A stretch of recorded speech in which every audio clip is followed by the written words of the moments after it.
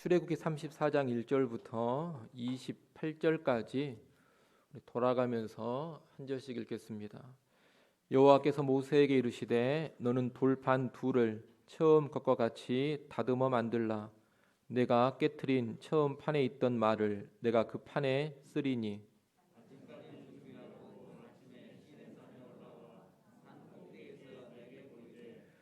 아무도 너와 함께 오르지 말며 온 산에 아무도 나타나지 못하게 하고 양과 소도 산 앞에서 먹지 못하게 하라.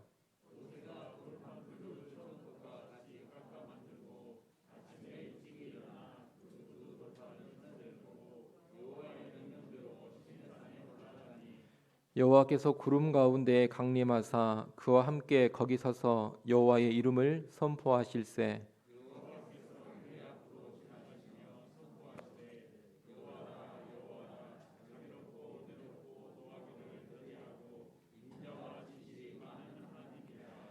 인자를 천대까지 베풀며 악과 과실과 죄를 용서하리라. 그러나 벌을 면제하지는 아니하고 아버지의 악행을 자손 3, 4대까지 보응하리라. 이르되 주여 내가 주께 은총을 입었거든 원하건대 주는 우리와 동행하옵소서. 이는 목이 뻣뻣한 백성이니이다. 우리의 악과 죄를 사하시고 우리를 주의 기업으로 삼으소서.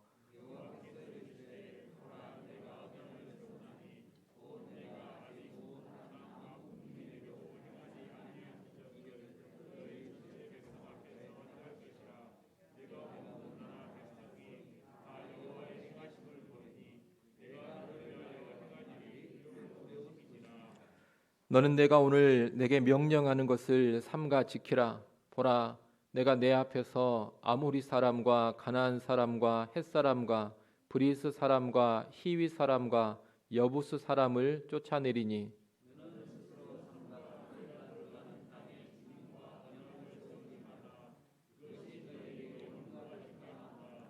너희는 도리어 그들의 제단들을 헐고 그들의 주상을 깨뜨리고 그들의 아세라 상을 찍을지어다.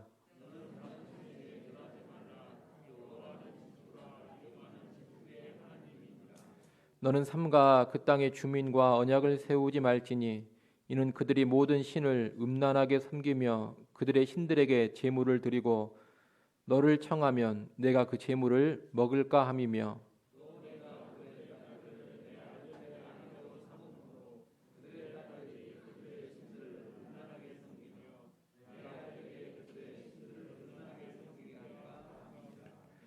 너는 신상들을 부어 만들지 말지니라.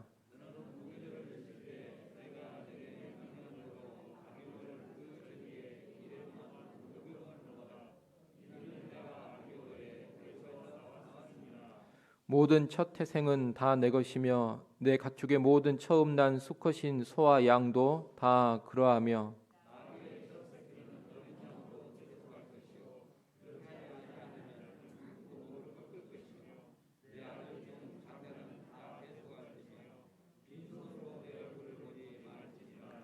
너는 엿새 동안 일하고 일곱째 날에는 쉴지니 밭갈 때에나 거둘 때에도 쉴지며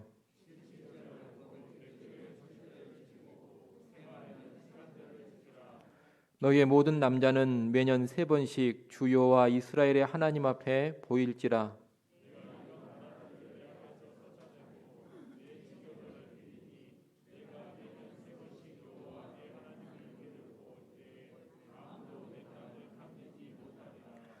너는 내 제물의 피를 유교병과 함께 드리지 말며 유월절 제물을 아침까지 두지 말지며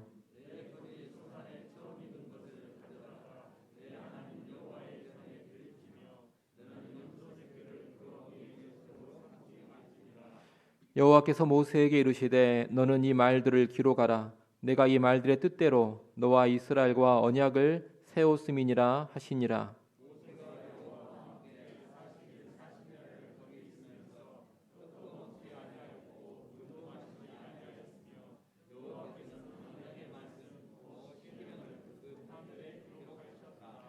아멘.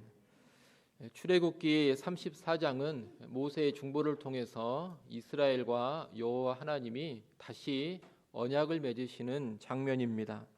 앞서 금송아지 숭배의 범죄로 인해서 하나님과 이스라엘 사이에 언약이 파기되었습니다. 그 파기되어 버린 언약이 이제 오늘 본문 34장에서 다시 세워지고 있는 겁니다. 하나님은 모세에게 돌판 둘을 처음 것과 같이 깎아서 만들라 하시고 처음 두 돌판에 새겼던 것과 동일한 말씀을 새로 새긴 돌판에 기록해 주시겠다 그렇게 말씀합니다. 그리고 아침까지 두 돌판을 준비하고 아침에 시내산에 올라오는데 아무도 동행하지 말고 모세 너 혼자만 올라오라고 하십니다. 백성이든 짐승이든 시내산 근처에는 가까이 하지 말라고 하십니다. 처음에 언약을 맺으실 때에도 백성은 물론이거니와 가축까지도 시내산에 접근하는 것을 하나님께서 금하셨습니다. 금하신 이유는 혹시라도 백성이나 가축이 하나님의 거룩을 훼손하여서 죽임 당할까 염려가 되셨기 때문입니다.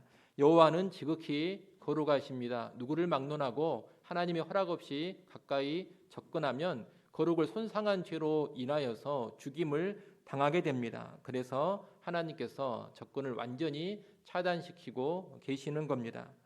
모세는 이 하나님의 명령에 따라서 두 돌판을 준비하고 아침에 일찍이 일어나 시내산에 올라갑니다. 참고로 우리가 여기서 하나 볼 것은 그 시간대입니다. 하나님을 만나 언약을 맺는 일과 연관해서 항상 언제 시간이 강조되느냐? 아침이라는 시간이 강조되고 있습니다. 우리가 처음 언약을 맺을 때의 모습을 보여주는 19장으로 한번 가보겠습니다. 출애굽기 19장입니다.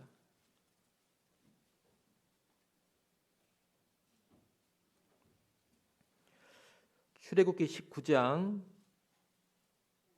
16절 말씀 한번 보십시오.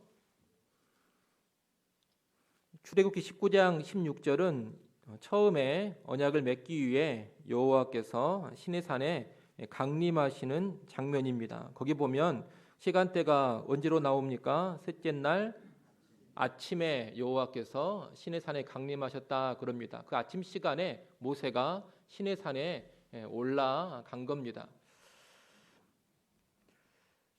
오늘 말씀에도 보면 언약을 맺기 위해 여호와께서 시내산으로 모세를 올려 보내시는데 언제 올라오라고 하시느냐? 아침에 올라오라고 하십니다.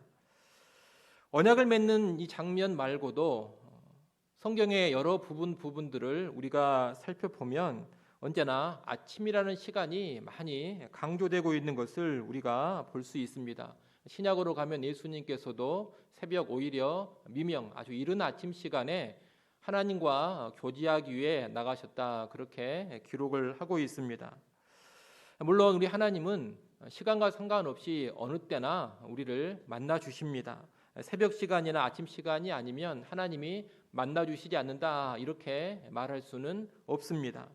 우리가 율법주의자가 되어서 새벽 시간에 기도하지 않으면 또 아침 시간에 말씀과 기도로 하루를 시작하지 않으면 그것은 잘못된 것이다 이렇게 함부로 정죄하고 비난하고 해서는 안 될 것입니다. 새벽이나 아침 시간이 아니라 하더라도 다른 시간에 얼마든지 하나님께서 자기 백성과 만나 주시고 다른 시간에도 얼마든지 하나님과 교제할 수 있기 때문입니다. 그렇기 때문에 율법주의가 되어서 새벽이라는 시간, 아침이라는 시간을 강조하면 안 된다는 겁니다. 하지만 그럼에도 불구하고 성경에서 많이 강조하고 있는 시간이 아침 시간이요 새벽 시간이라는 것을 우리는 망각하지는 않아야 합니다. 하나님을 만나고 하나님과 교제하기 가장 좋은 시간대가 새벽 시간이다, 아침 시간이다. 이것은 알고 계시라는 겁니다. 그러니 율법주의자처럼 새벽 시간, 아침 시간을 잘 갖지 못하는 사람들을 쉽게 정죄하고 비판해서도 안 되겠습니다만 새벽이나 아침을 너무 무시하지 않기도 바랍니다. 새벽이라고 해서 무슨 특별할 것이 있겠느냐? 아침이든 저녁이든 그런 것이 뭐가 중요하냐? 너무 쉽게 이런 생각에 빠지지는 말라는 겁니다. 새벽, 아침은 분명히 성경적으로 의미가 있는 시간대입니다. 그러니 가능하면 새벽을 깨우는 성도들이 되시고 이른 아침에 먼저 하나님과 더불어 말씀과 기도로 교제할 줄 아는 그런 성도들이 되시기를 바랍니다. 그것이 여러분의 신앙생활에 아주 큰 유익이 분명히 될 겁니다. 모세가 이렇게 하나님의 명령에 따라서 두 돌판을 가지고 이른 아침에 시내산에 올라갔습니다. 그러자 하나님은 친히 시내산에 강림하셔서 자신의 영광을 보이십니다. 오늘 본문 5절부터 7절이 그 내용입니다. 하나님은 모세 앞으로 지나가시며 자신의 이름, 다시 말하면 자기의 영광을 선포하시는데, 이것은 33장 18절에서 모세가 드린 기도에 대한 응답입니다. 33장 18절 우리가 지난주에 봤는데 한번 그 부분을 보십시오. 모세가 뭐라고 기도했습니까? 주의 영광을 내게 보이소서, 이렇게 간구했습니다. 하나님은 언약을 맺기 위해 지금 시내산에 친히 강림하시면서 동시에 그 기도의 응답으로 모세 앞을 지나가시면서 자기의 영광을 보여주시는 겁니다. 이 영광은 33장 22절로 그 뒷부분에서 말씀하시는 것처럼 직접적인 것이 아니라 영광의 흔적을 보여주시는 겁니다. 다시 말하면 하나님의 얼굴을 보는 것이 아니라 하나님의 등을 보는 그러한 영광의 선포입니다.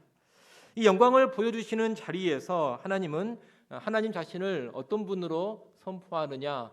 사랑과 공의의 하나님으로 선포하십니다. 오늘 본문 6절, 7절 말씀을 여러분이 한번 읽어보십시오. 6절, 7절 말씀 읽습니다.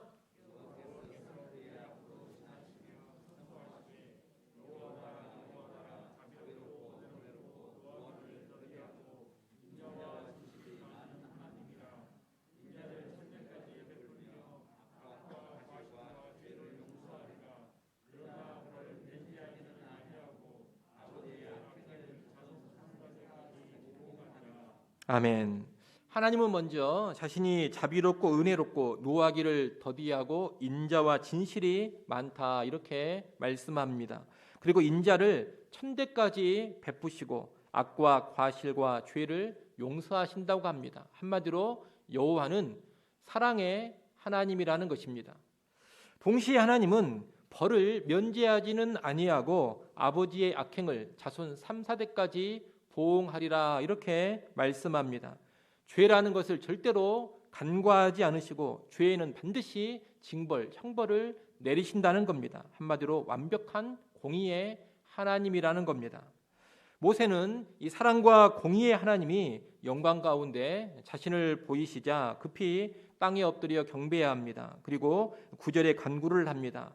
은혜의 입각에서 우리와 동행해 달라는 간구, 그리고 하나님의 공의에 따라서 벌을 받을 수밖에 없는 완악한 백성이지만 이 백성을 용서하시고 주의 기업으로 삼아달라, 이런 간구를 올립니다. 이미 앞에서 쭉 모세가 드렸던 간구인데 다시금 사랑과 공의의 하나님 앞에서 이 간구를 올리고 있는 겁니다.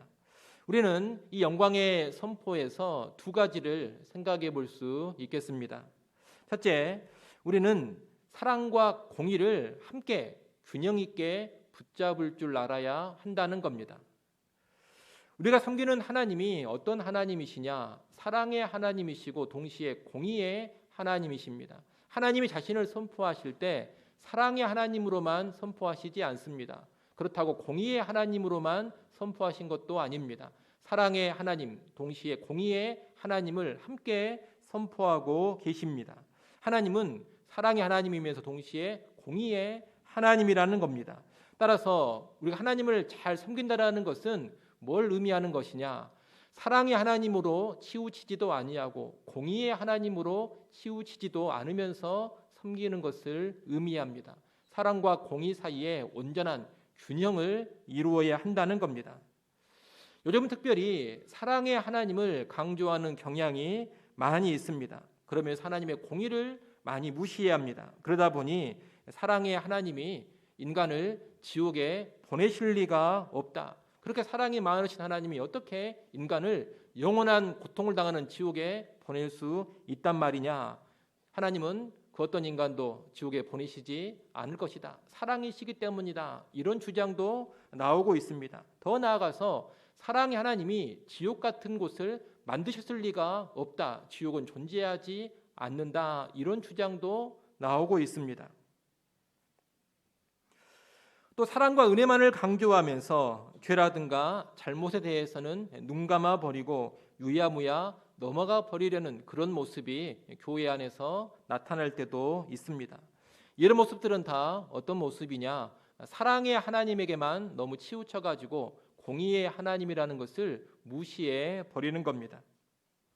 반대로 공의에만 치우쳐서 추호의 자비도 없이 죄에 대해서 반드시 단호하게 처단을 해야지만 만족하는 그런 신자들이 있습니다. 죄인들에 대한 분노가 불타올라서 죄인들을 보면 증오심, 적개심이 타오릅니다. 또 눈에 불을 켜고서 지도자라든가 성도의 죄악을 샅샅이 뒤져서 찾아내려고 합니다. 교회의 잘못을 어떻게든 찾아내서 밝히려고 합니다. 공의와 정의를 내세우면서 어떤 죄나 잘못이 발견이라도 된다면 일단 정죄하고 비난하고 잡아먹을 듯이 달려들곤 합니다. 이런 모습은 공의를 내세우면서 사랑과 은혜를 망각해버린 모습이라 하겠습니다. 우리는 사랑과 공의를 함께 붙잡아야 합니다. 범죄한 죄인은 여러분 지옥에 갑니다. 그것이 마땅한 공의입니다. 그러나 어떤 죄인이라도 회개하여 예수를 믿으면 그 사람은 죄 사함을 받고 천국 백성이 됩니다.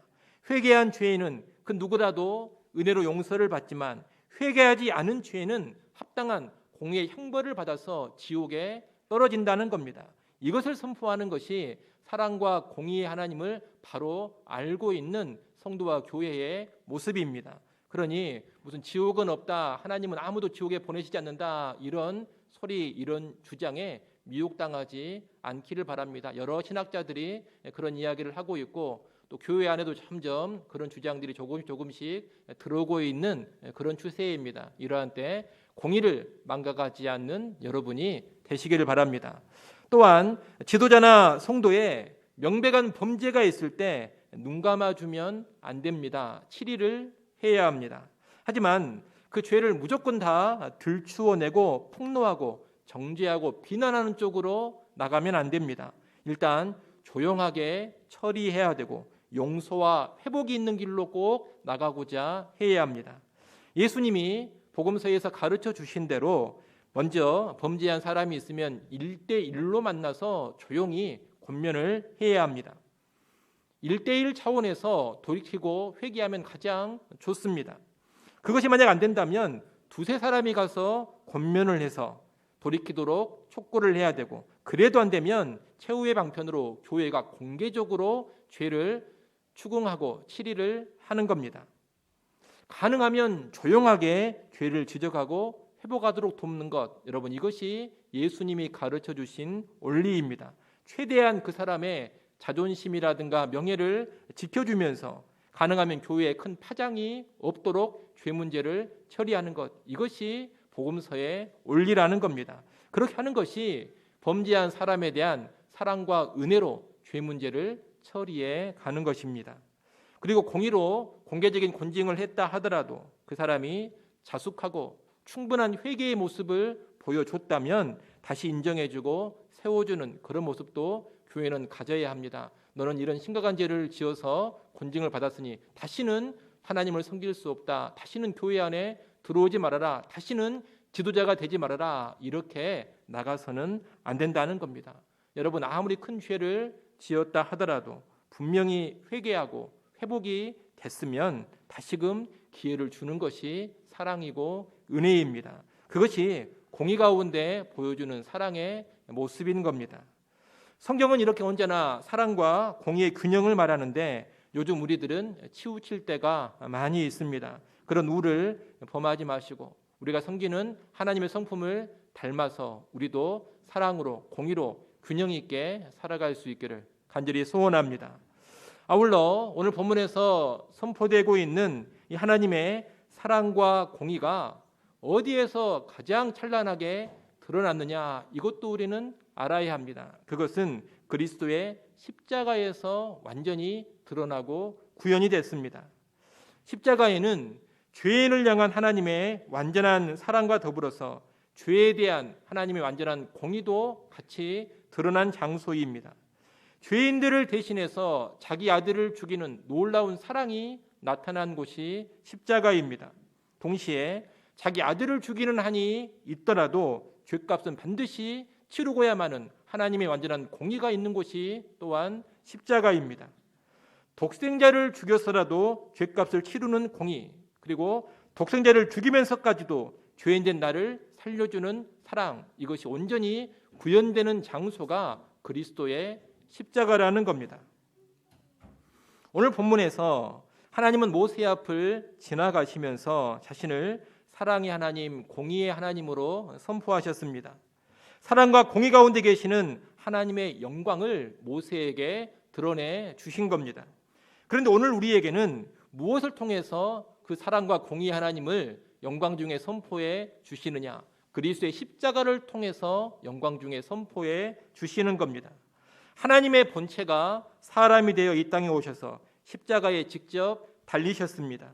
하나님이 직접 십자가에 달리신 그 모습으로 완전한 사랑과 완전한 공의의 성품을 드러내 주신 겁니다. 여러분, 이것은 모세가 보고 들은 것보다 훨씬 더 직접적으로 하나님이 자기의 성품을 드러내 주신 겁니다. 모세는 그저 눈으로만 보았고 귀로만 들었습니다. 우리는 하나님이 직접 사람이 되어서 자기의 성품을 아주 확실하게 보여준 겁니다. 그래서 모세가 봤던 사랑과 공의의 하나님보다 우리가 십자가를 통해서 보고 있는 사랑과 공의의 하나님이 훨씬 더 똑똑한 것이고 더 명백한 것이고 더 찬란한 것입니다. 지난주에도 여러 번 말씀드렸습니다. 모세가 누리는 것보다 신약의 성도들이 누리는 것이 훨씬 더 복되고 훨씬 더 크다, 그렇게 말씀을 드렸습니다. 이 공의와 사랑의 하나님을 경험한 것도 모세보다 신약의 성도들이 훨씬 더 크고 위대합니다. 그래서 오늘 본문에 모세가 하나님이 모세 앞으로 지나가면서 공의와 사랑의 하나님을 경험한 것, 이것을 너무 부러워하지 마시라, 이 말씀을 다시금 드리고 싶습니다. 십자가를 경험한 우리가 모세보다 더 분명하게 그 하나님의 영광을 보고 있는 겁니다. 그리고 더 찬란하게 하나님의 영광을 경험하고 있는 겁니다.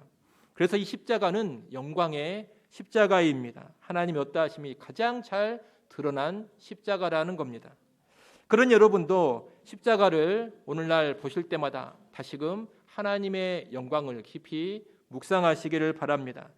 무슨 꿈이라든가 환상 같은 것, 무슨 빛이 찬란하게 비치는 그런 환상, 여러분 이런 것에 현혹당하지 마시고 무슨 그런 것으로 하나님의 영광을 논하지 마십시오. 그런 경험이 무슨 하나님의 대단한 영광을 체험한 것처럼 착각하지 마십시오.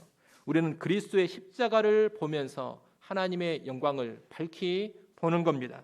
그리스도의 십자가를 통해서 또 하나님의 영광을 제대로 체험하는 겁니다. 복음을 깊이 묵상하면서 십자가를 통해서 얼마나 놀라운 사랑과 얼마나 놀라운 공의가 이루어졌는가, 드러났는가, 이것을 깨달아 알아가는 겁니다.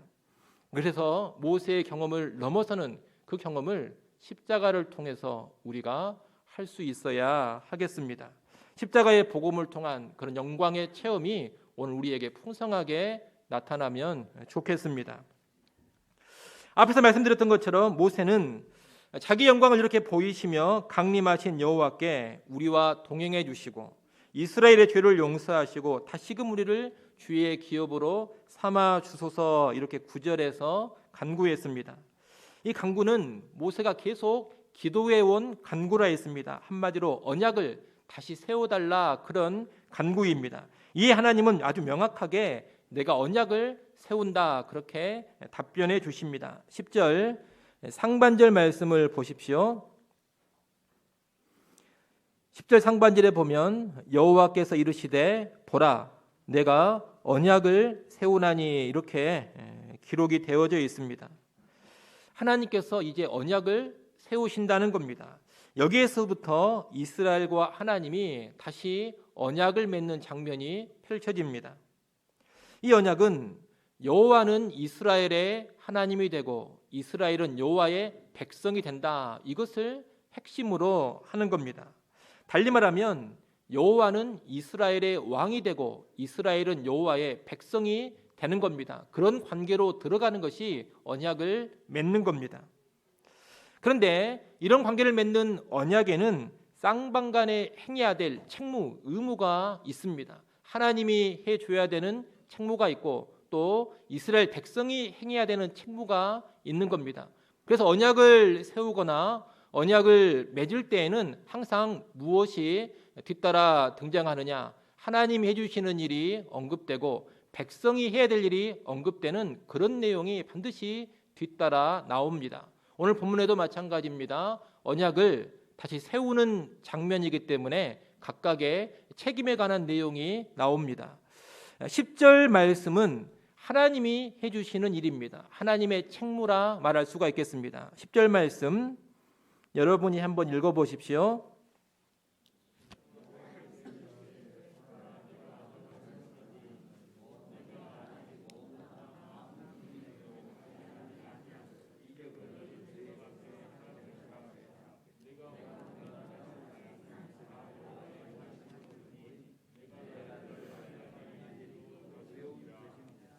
아멘.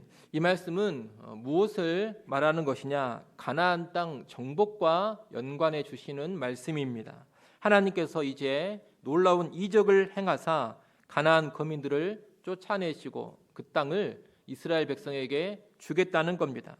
실제로 하나님은 범람하는 요단강을 마르게 하셔서 이스라엘 백성이 건너게 하십니다. 여리고성을 돌게만 했는데 그 성이 무너져 내리게 하십니다.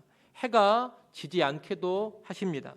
그런 놀랍고도 두려운 이적들을 행하시면서 가나안 땅을 정복하게 해주신다는 겁니다. 백성과 함께 하시면서 가나안 땅을 주시고 누리게 하는 것, 이것이 하나님이 해주시는 일입니다. 그러면 언약의 또 다른 당사자인 이스라엘 백성이 해야 될 책임은 무엇이겠습니까? 이스라엘의 책임이 11절부터 26절까지 쭉 나옵니다. 11절로 17절은 가나안 백성과 언약을 맺지 말고 그들의 모든 우상을 다 타파하라, 그런 명령입니다. 이스라엘은 가나안 땅에 이제 들어가면 가나안 사람들과 동맹을 맺지 않아야 합니다. 서로 간에 결혼도 하지 않아야 합니다. 그리고 모든 우상들은 다 척결해야 합니다. 18절로 26절은 절기와 하나님께 바치는 제물, 헌물에 관한 명령입니다. 하나님은 안식일을 지키고 무교절, 77절, 수장절에 3대 절기를 지켜라 명하십니다. 그리고 초태생과 토지에서 처음 수확한 것은 하나님께 바치라는 명령도 주십니다. 이 말씀들은 처음에 언약을 맺을 때 하나님이 주셨던 것과 동일한 내용입니다. 처음에 언약을 맺을 때에도 하나님은 출애굽기 20장부터 23장에 걸쳐서 백성이 지켜야 될 율법을 쭉 말씀해 주셨습니다. 지금 하나님은 언약을 다시 맺는 이 자리에서 그 내용을 다시금 간략하게 정리해서 주고 계시는 겁니다. 이 내용은 우리가 그전에 다 살펴봤던 내용들이기 때문에 따로 다시 자세히 살펴보지는 않겠습니다. 다만 이 내용의 핵심은 알고 계시면 좋겠습니다. 이 내용의 핵심은 뭐냐? 가나안의 풍습을 철저하게 버리고 하나님이 주신 규례를 따라서 구별된 거룩으로 살아라. 이것이 하나님이 주신 규례의 핵심입니다. 가나안의 풍습을 따르지 말라. 이것이 하나고, 또 하나는 주신 율례를 따라서 구별된 거룩으로 살아라. 이것이 또 하나입니다. 이것이 언약 백성이 보여줘야 될 책무라는 겁니다. 백성이 지켜야 될 율법을 이렇게 선포하신 후에 하나님은 마지막으로 모세가 준비해 가지고 간 두 돌판에 십계명의 말씀을 친히 기록해 주십니다. 하나님이 친히 기록해 주시는 이 두 돌판은 일종의 친필 계약서와도 같은 겁니다. 처음에 언약을 맺을 때에도 하나님은 두 돌판을 친히 기록하심으로써 언약의 체결을 선언하셨습니다. 그런데 처음에 그 두 돌판이 어떻게 됐습니까? 처음에 그 두 돌판이 깨져버렸습니다. 두 돌판이 깨져버린 것은 계약서를 찢어버린 것과 같다, 그렇게 말씀을 드렸습니다. 백성의 범죄로 인해서 계약서가 찢어져 버리고 계약, 언약이 파기되어 버린 겁니다. 그런데 오늘 본문 27절에 보면 하나님께서 이스라엘과 언약을 세웠다 이렇게 말씀합니다.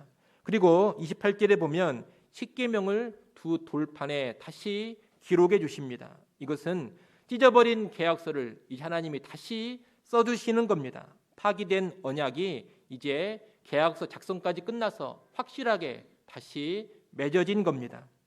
28절에 보면 언약을 다시 맺을 때에 모세는 40일 40야를 시내산에 있으면서 떡도 먹지 않고 물도 마시지 않았다고 합니다.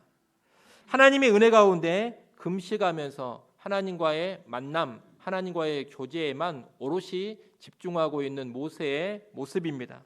모세는 하나님과의 신령한 교제로 만족을 누리면서 사람이 떡으로만 사는 것이 아니라는 것을 잘 보여주고 있는 겁니다. 이것이 언약 백성다운 모습이다라고 말할 수가 있겠습니다. 다시금 언약을 맺은 이스라엘도 이런 수준으로 하나님을 찾고 구해야 합니다. 그리고 하나님만으로 만족하고 즐거워하고 기뻐할 줄 알아야 합니다.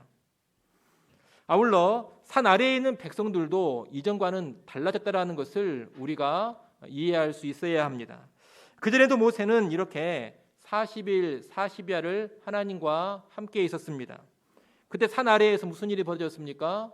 산 아래에 있는 백성들은 믿음이 없어가지고 불안해졌습니다. 두려워졌습니다. 그래서 금송아지를 만들어 숭배하는 큰 죄를 저질렀습니다. 하지만 이번에는 백성이 그런 잘못을 범하고 있지 않습니다. 회개한 백성답게 동일한 상황이 펼쳐지고 있지만 동일한 범죄에는 빠져들지 않았다는 겁니다. 이런 달라진 모습이 또한 언약 백성다운 모습이라고 말할 수가 있겠습니다. 이제 하나님과 다시 언약을 맺은 이스라엘은 언약에 충실해야 합니다. 다시는 금송아지 숭배와 같은 그런 죄악을 저지르지 않아야 합니다. 애굽의 풍습이든 가나안의 풍습이든 이방의 풍습은 따르지 않아야 하고 언약 백성답게 하나님만 섬기면서 말씀 따라 구별된 거룩의 삶을 살아야 합니다. 하나님을 사모하고 육체가 먹고 마시는 것보다 하나님과의 신령한 교제를 더 즐거워하면서 살아야 합니다. 그리고 반복적인 범죄에 빠져들지 않아야 합니다. 그렇게 한다면 하나님은 이스라엘의 하나님으로서 그들을 계속해서 복되게 인도해 가실 겁니다. 여러분, 언제나 하나님은 언약에 신실하십니다. 하나님께서 언약을 망각하거나 하나님이 먼저 언약을 깨트리는 일은 절대로 없습니다. 문제는 누구에게 있느냐? 우리에게 있는 겁니다. 늘 언약을 누가 망각하느냐? 하나님이 아니라 우리가 망각합니다. 누가 언약을 깨트리는 행위를 하느냐? 하나님이 아니라 우리가 언약을 파기하는 그런 죄를 짓습니다. 하나님과의 관계의 파괴는 늘 누가 하느냐? 우리가 한다는 겁니다. 그래서 언제나 우리 자신을 돌아보고 우리 자신을 잘 지킬 줄 알아야 합니다. 언제나 신실하신 하나님 앞에서 우리도 신실하시기를 바랍니다. 끝까지 언약에 충실하게 살아가시기 바랍니다. 하나님을 즐거워하시고 세상과 구별된 말씀 따라 순종하는 거룩한 삶 살아가는 우리 모두가 될 수 있기를 간절히 소원합니다. 기도하겠습니다.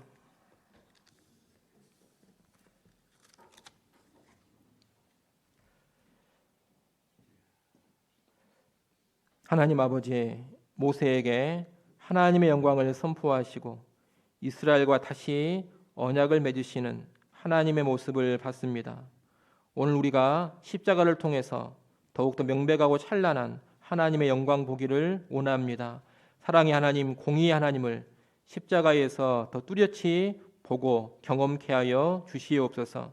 또한 오늘 예수 믿는 우리가 하나님의 언약 백성이라는 것을 기억하며 언약에 충실하게 살게 하여 주옵소서.